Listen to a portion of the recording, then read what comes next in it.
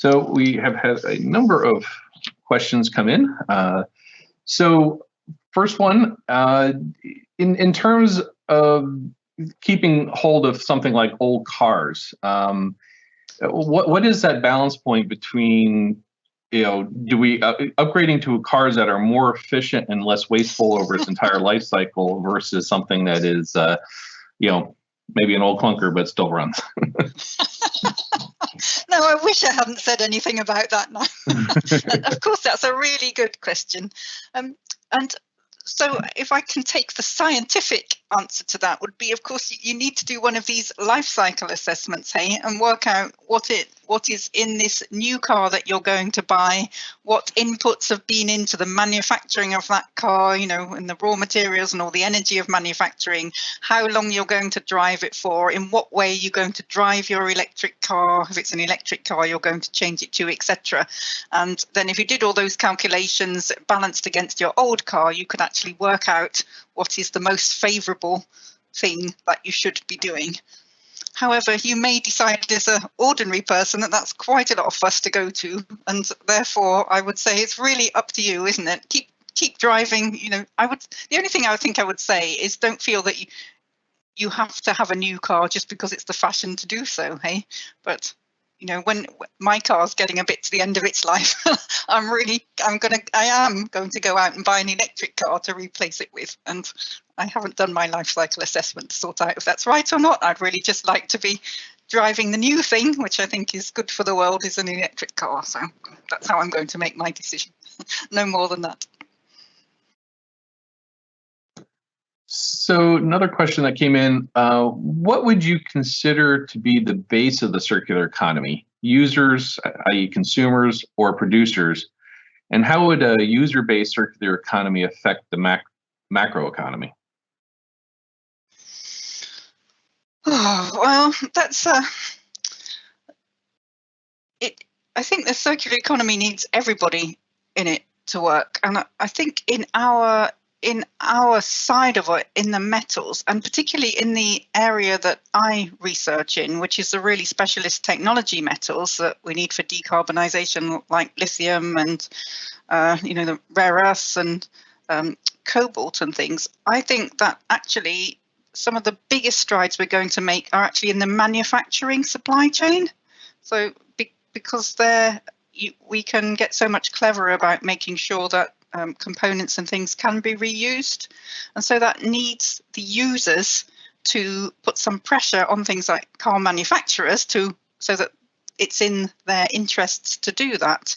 But you actually need that very technical part of the circular economy to work as well, and I think that's really what we've been talking about with our earth materials as well.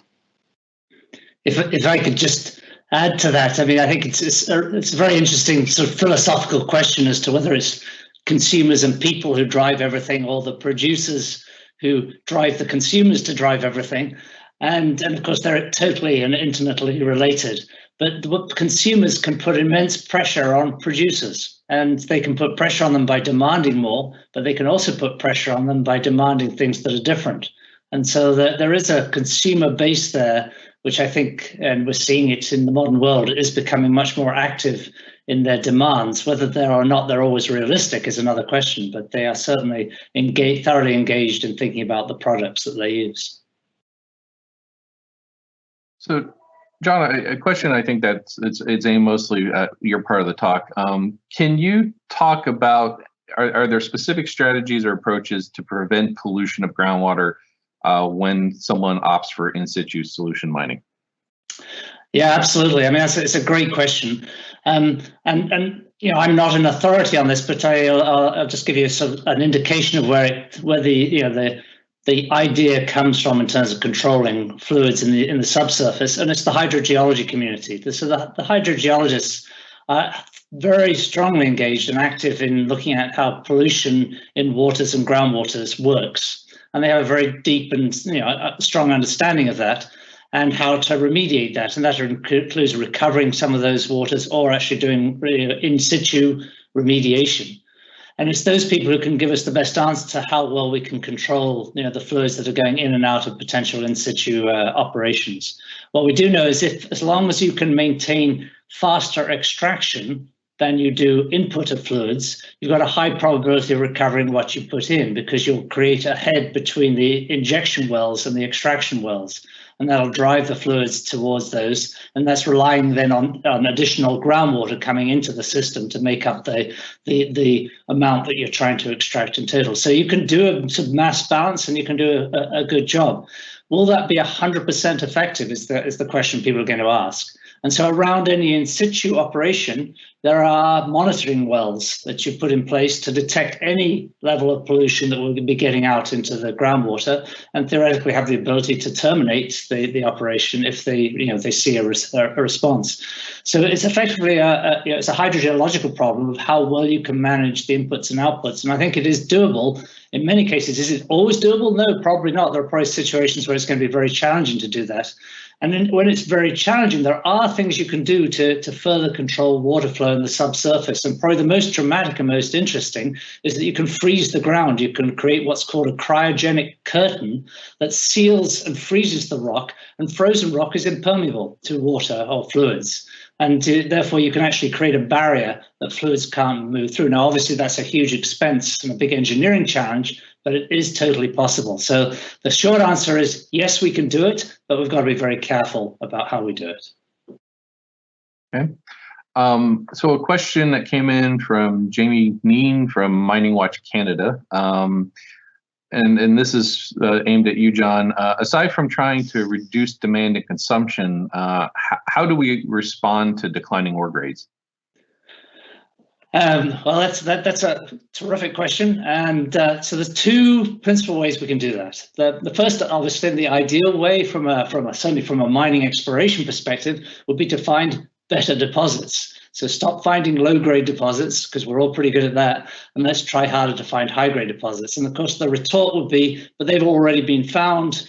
We've explored the near surface. There's none of those available. Well, that's not true. We haven't explored everywhere, so there's definitely potential to find new high-grade deposits, even at surface. But more particularly, we've only explored really the upper 500 meters of the crust worldwide. If you look at how deep we've gone to explore for minerals, pretty much it's worldwide, it's less than 500 meters. And the exception is, of course, around known deposits where we've gone much deeper. So there's a lot of earth, a lot of crust still to be explored for new high-grade deposits. So that's answer one. Answer two is that if we can mine more selectively, we can actually effectively upgrade the material that we mine. And I shared the picture of the truck next to the shovel, and the shovel was dropping the ore into that truck, and the grade was being measured such that you could selectively decide before the truck before it leaves the shovel, it can decide whether it's actually got ore in there or waste in there. In other words, you effectively do ore sorting in such a way that you effectively up the grade of the deposit you're mining by only mining the material that has the metals in it. And this is now a technology that's being used in a couple of mines in British Columbia. It's a Canadian technology by a company called MineSense, and that's on the shovel. And then there are other ore sorting technologies on belts as the ore is transporting it into the plant that can further do this upgrading or ore sorting process. And that's other providers who are providing that kind of technology. And the net effect is we can become a lot more efficient and effectively increase the grade of the material that we're actually processing. We're still mining all that rock, but we're now only processing the higher grade material and therefore being a lot more efficient. And so, Francis, another question that came in from Mining Watch Canada. So material stewardship and circularity are clearly critical, but the laws of thermodynamics are still in play, not to mention various forms of inefficiency, which means getting to that 100% efficiency isn't really attainable. So can you comment on this particular dilemma? I don't think it's a dilemma. I would say, no, we won't be 100% efficient, but we can be enormously better than we are now, and that's what we will strive to attain. That's a very simple answer. Yep, no, that's very good.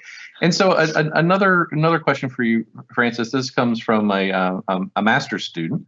Can you please clarify what you mean by looking after resources after we mine them? What steps would be required to look after them? Who's responsible for looking after the resources? Is it the consumer or companies or what have you?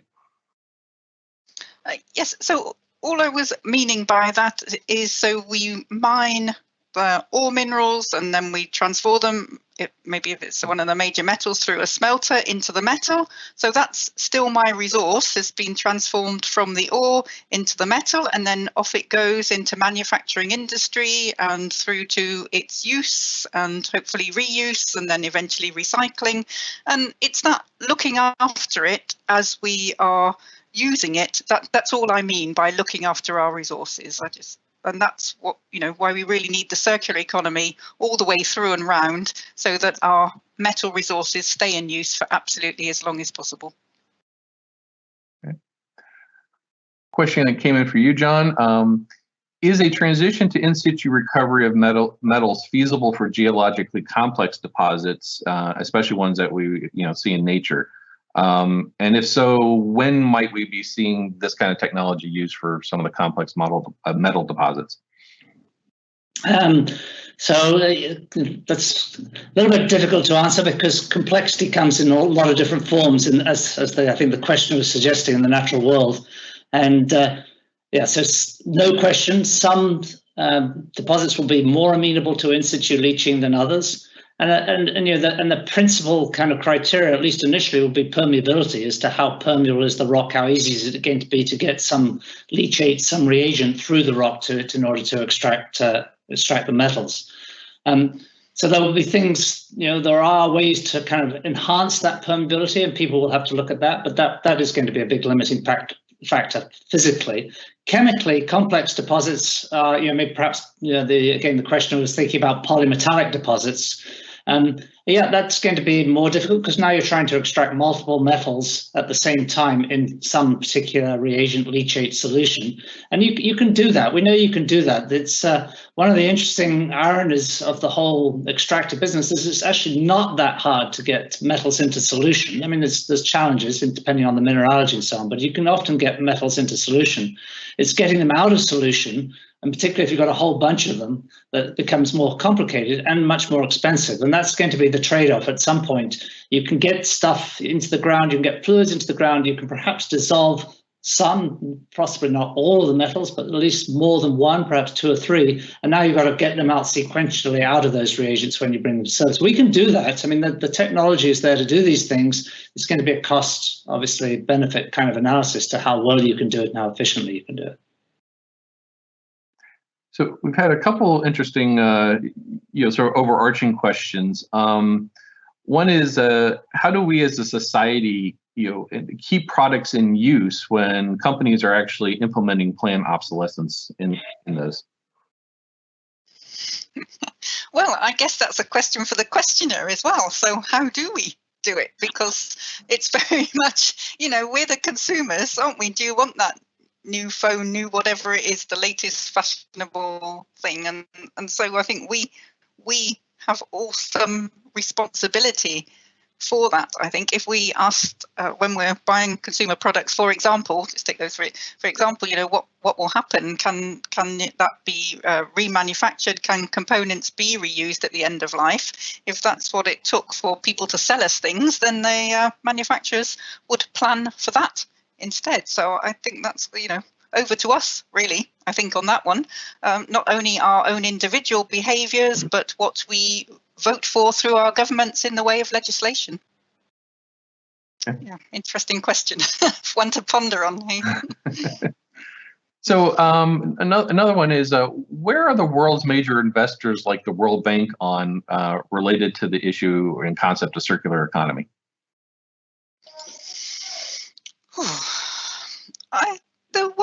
The World Bank, they have this very nice initiative called Climate Smart Mining, where they see the need for metals to build the things that we need to generate renewable energy and electric vehicles and things, all the things we need to combat climate change.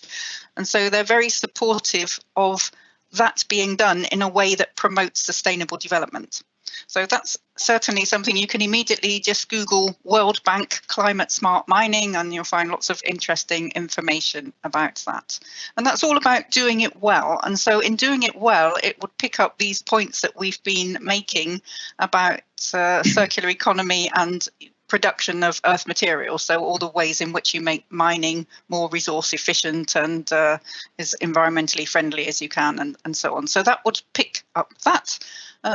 I'm not sure what other initiatives there are around, if you like, the rest of the circular economy when you come on into the materials stewardship side and recycling side, and that would be interesting. Again, if you just Google World Bank and recycling or something, you can go and see what they say about that and what their policies are and how they're helping to promote that as well, because I'm sure that they're also thinking very much in that way. If I can just add to that, I think investors are clearly showing a lot of interest in ESG, environment, social governance issues around mining and around world issues in general, and are far more aware of those. I don't get the sense that the circular economy has really touched that investing community in a very significant way as yet.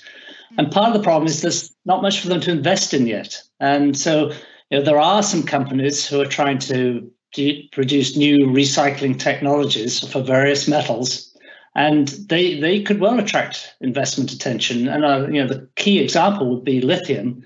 If a company popped up that could very efficiently recycle lithium from lithium-ion batteries such that there was more lithium for the battery producers, I would suspect that would attract a significant amount of investor interest. And there are candidates out there thinking about this, and I suspect they're not having any trouble raising money. So there will be investor interest as the circular economy develops, and as the whole thing starts to generate its economy and has economic drivers within it. Investors will be, I'm sure, interested to come on board, both for investment reasons and because it's the right thing to do. Okay. So another question is, much of the ideal circular economy seems to be, anchored in sort of a high-tech approach and presumably needs a lot of investment. Can you comment on how developing countries realistically can implement a workable circular economy, position and solution? That's a nice question. Well, you're thinking up a good answer, John. I can't resist saying that I always think that the people who live in economies where they have far less expendable wealth are enormously better at the circular economy than we are, i.e. they look after things much better and much cleverer at using things for a second and a third time, and much more innovative with the way that they can make things go further and use them. So I always regard them actually as being much better circular economy experts than we are, because they're just doing it, second nature to those people. And we've just become used to being able to chuck everything away and going and buying a new one. And so maybe we have to learn from those clever people a bit more than we're doing at the moment. Yeah, I think that's a sort of human behavioral psychology question, really. I mean, as you say, people who don't have a lot to work with make use of everything they can, including things they've used before. And those of us who live in an affluent society get very used to buying something else. It's interesting because within the affluent society, of course, we do recycle, and some things we recycle very well. And when you look at those things that we recycle, so car batteries is one of the examples I like to point out. The reason lead is so efficiently recycled is because there's a mechanism to do that. We return our car battery for a conventional car to get a new battery. So we can set that up well. And it's that psychology of how we return things and how we can break things down. It's not really the technology of the recycling. It's really about the process of aggregating a lot of material and bringing it back, and how well we can do that. And if we can do that in smaller units, as in a village in a developing country, they do it themselves. But if we do it for the whole of North America, it's a much more challenging exercise to aggregate electronic waste and bring it effectively back into the economy. So I think there's people, there's politics, there's all sorts of things involved in trying to address that issue, both in the developing and the developed nations. Can you comment, John, I think this was probably mostly aimed at you, John, about how much more or less costly are some of these new technologies that are being designed to reduce the climate impact of the mining process? More or less, they're costly. Everything is costly in the mining industry. I mean, it's a capital-intensive industry. So whether you're doing it conventionally or trying to change it, there's cost and significant costs involved.